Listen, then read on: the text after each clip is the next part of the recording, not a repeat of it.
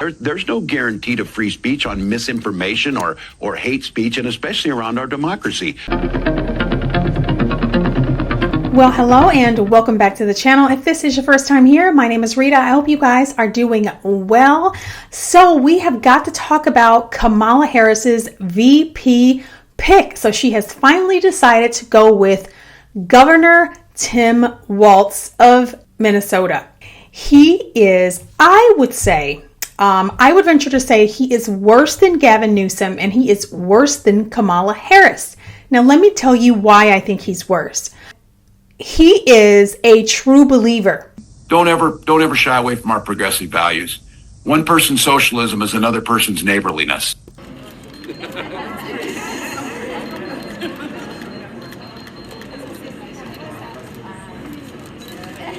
It's done.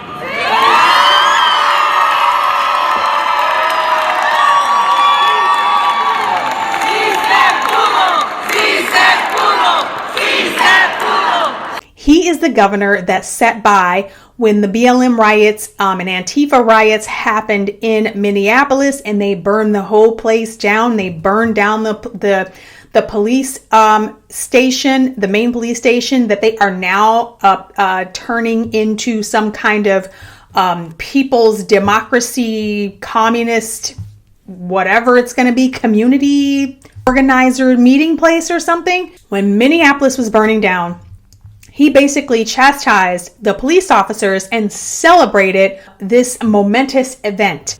The civil unrest that ensued from that was probably some of the greatest that we've seen both in this nation and globally. He also was fully on board with how the Attorney General there, Keith Ellison, basically hid, allegedly, information about the George Floyd autopsy report that showed some pretty damning evidence. He has ruined this state, Minnesota. They went straight to Office Max, the dollar store, and every store over here that I go to.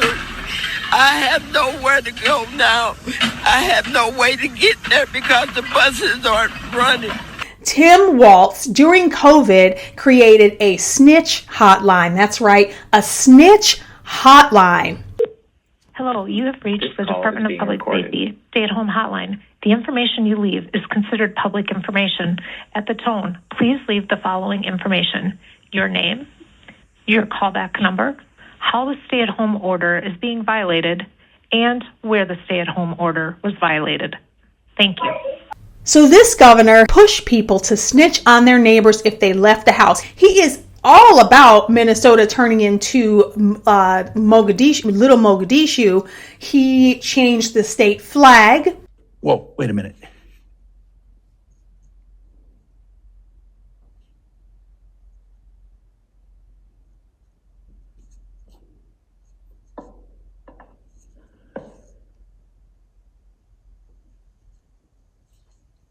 There, that's better. And the state flag looks eerily similar to the Somalian flag. He is all on board with Kamala Harris's gender-affirming care agenda, which would essentially allow children to change their sex. And just like Gavin Newsom, these Democrats are all on the same page, maybe for different reasons, but they are all on the same page. He wants to be able to jail and penalize parents who refuse to transition their children. The purpose of being here is we've been signing a lot of bills. We've been welcoming our neighbors back into their communities by making sure we're restoring voting rights to folks. We're making sure that our neighbors can drive to their kids' soccer games. So today, I am directing my state agencies to take action to protect and support the rights of Minnesota's LGBTQIA plus community.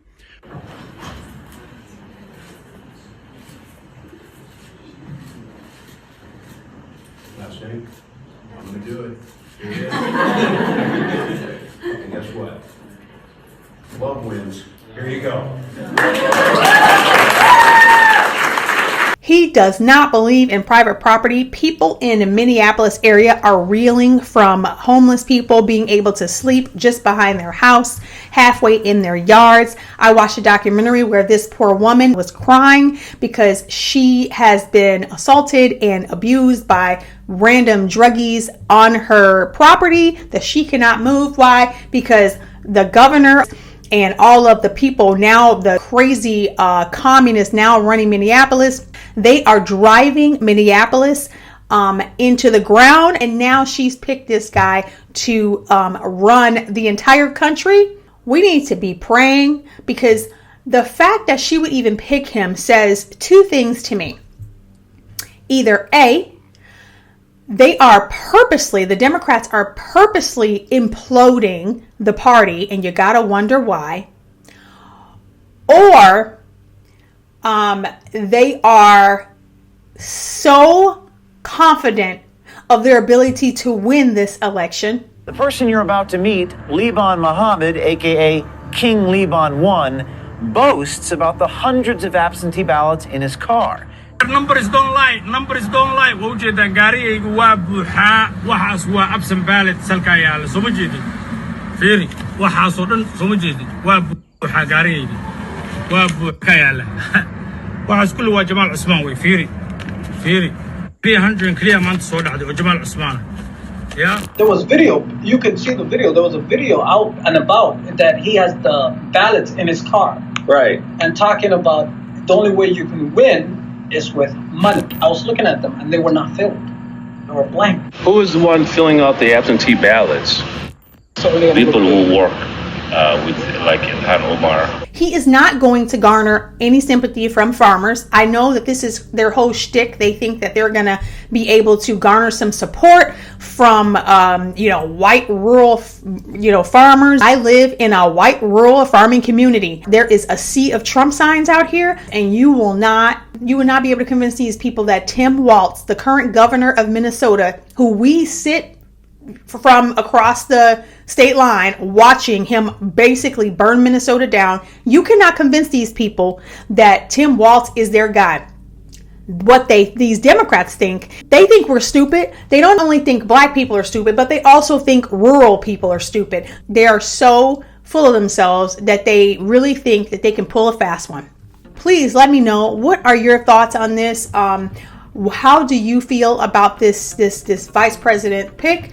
And hold on to your knickers, as they say, everybody, because this is going to get real crazy this election season really fast.